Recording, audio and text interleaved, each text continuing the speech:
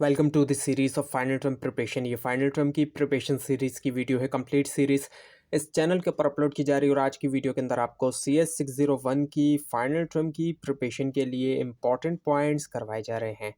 तो शुरू करते हैं आज के इस ट्यूटोरियल को। इसमें सबसे पहले ये कि जो मैश है रिक्वायर करता है maximum number of IO ports. So mesh network के अंदर नेटवर्क टोपोलॉजी के अंदर हर डिवाइस का जो है वो डायरेक्ट कनेक्शन होता है दूसरी डिवाइस से। उसके बाद ये कि जो इन्वर्जन होती है लेवल की 1 बिट के ऊपर, वो कहलाई जाती है NRZ1 NRZI। और ये जो है ज़ाहिर बात है डिजिटल एनकोडिंग मेथड है। उसके बाद ये कि जो वाई मॉडेम होता है इसका जो है वो 1024 बाइट होता है डेटा यूनिट का। उसके बाद ये कि MAC सब लेयर जो है रिजॉल्व करती है कंटेंशन जो है शेयर्ड मीडिया के लिए। और MAC ज़ाहिर बात है सब लेयर जो है डेटा लिंक की ये रिस्पॉन्सिबल होती है मैनेज करने के लिए एक्सेस जो है शेयर्ड ट्रांसमिशन मीडियम तक लोकल एरिया नेटवर्क के अंदर। उसके बाद ये कि 10 बेस 5 की तरह 10 बेस 2 भी जो है एक बस टोपोलॉजी लैन है। और उसके बाद ये कि 3 बेसिक जो है कैटेगरीज़ हैं मल्टीप्लेक्सिंग की। उसके बाद ये कि CRC के अंदर क्वेश्चन जो है सेंडर के ऊपर वो जो है डिस्कार्ड होता है। उसके बाद ये कि जो ट्रेडिशनल मॉडेम्स हैं ये वाइड हैं। तकरीबन जो डेटा रेट है वो है 56 किलोबाइट्स तक। सो 56 किलोबाइट्स मॉडेम जो है कॉमन थे डायल अप इंटरनेट के लिए। और उसके बाद ये कि जो फिज़िकल लेयर होती है चेंज करती है बिट्स को इलेक्ट्रोमैग्नेटिक सिग्नल्स के अंदर। फिज़िकल लेयर ज़ाहिर बात है लोएस्ट लेयर होती है, डील करती है एक्चुअल ट्रांसमिशन के साथ रॉ बिट्स के एक कम्युनिकेशन चैनल के ऊपर। उसके बाद ये कि जो टेलीफोन नेटवर्क है ये जो एक एग्जांपल है सर्किट स्विच नेटवर्क की। ट्रेडिशनल टेलीफोन सिस्टम ऑपरेट होते हैं एक सर्किट स्विच मॉडल के ऊपर। और उसके बाद ये कि जो बिट रेट है हमेशा ये बराबर होता है बॉड रेट के FS के टाइप ऑफ सिग्नल्स के अंदर। और उसके बाद ये कि अपलोडिंग के केस के ऊपर एक स्विचिंग स्टेशन के डेटा जो है वो कन्वर्ट किया जाता है डेटा सिग्नल तक यूज़ करते हुए PCM। सो ये जो एक स्टैंडर्ड डिजिटल एनकोडिंग टेक्निक होती है एनालॉग सिग्नल्स के लिए।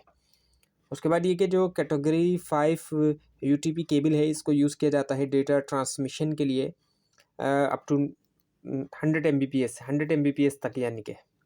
और उसके बाद ये कि जो लोकल टेलीफोन सिस्टम है प्राइमरीली तौर पे इनको यूज़ किया जाता है प्राइमरीली यूज़ करते हैं गाइडेड मीडिया।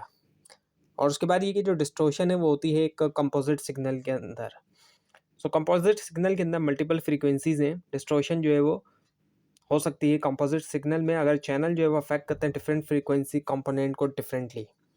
उसके बाद ये कि जो इन्वर्स मल्टीप्लेक्सिंग टास्क है इन्वर्स मल्टीप्लेक्सिंग जो वो लेता है डेटा को 1 हाई स्पीड लाइन से और ब्रेक करता है उसको पोर्शंस के अंदर।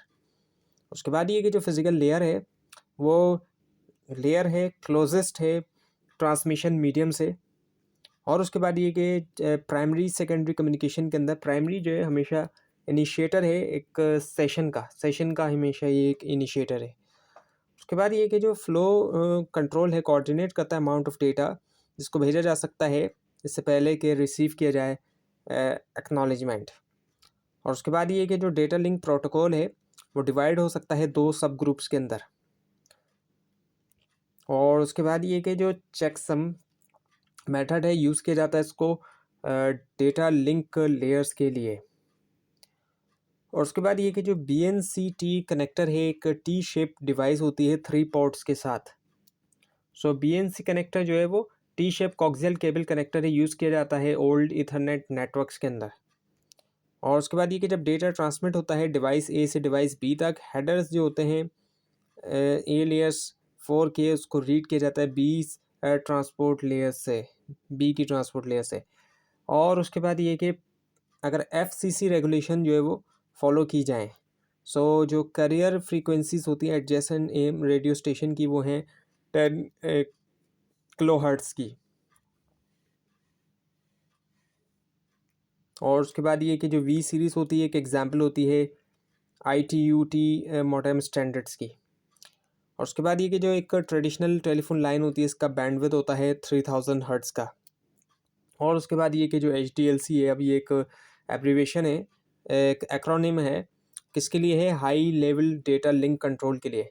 सो HDLC जहाँ भी लिखा आएगा उसका मतलब होगा high level data link control. So ये जो है एक bit oriented synchronous data link protocol है और इसको यूज़ किया जाता है दोनों के लिए, पॉइंट टू पॉइंट और मल्टी पॉइंट कम्युनिकेशंस के लिए। तो इसके बारे में पूछा जा सकता है, इसकी एब्रीविएशन भी और ये क्या है। उसके बाद ये कि जो हर स्टेशन होता है टोकन रिंग के अंदर रीजनरेट करता है फ्रेम को। टोकन रिंग नेटवर्क के अंदर हर स्टेशन रिसीव करता है एक फ्रेम जो है प्रीवियस स्टेशन से, चेक करता है उसकी डेस्टिनेशन एड्रेस।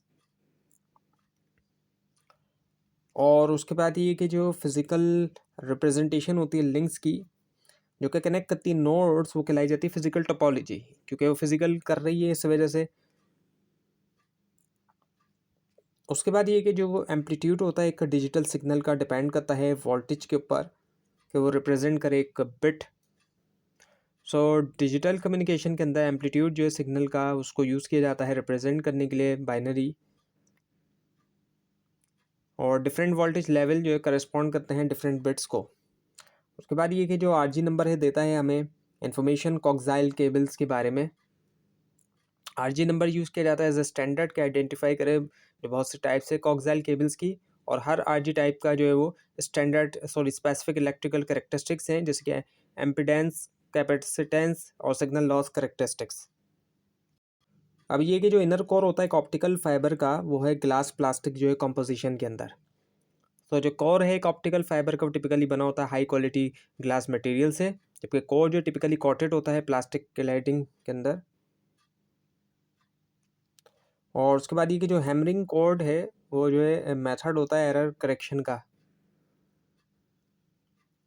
और उसके बाद ये कि जो स्लाइडिंग विंडो है ये रिक्वायर करती है कि डेटा फ्रेम जो है वो ट्रांसमिट हो सिक्वेंशियली तौर पर। तो ये थी आज की वीडियो। आपको इस बारे में कोई क्वेश्चन है, खासतौर पर इसमें कोई मिस्टेक दिखाई दे ज़रूर हाईलाइट कीजिए। और इस पूरी सीरीज़ को देखने के लिए और फाइनल टर्म एग्जाम्स की प्रिपरेशन के लिए इस चैनल को सब्सक्राइब कीजिए, बेल आइकन के ऊपर क्लिक कीजिए। Thanks for watching this video and best of luck for your exams.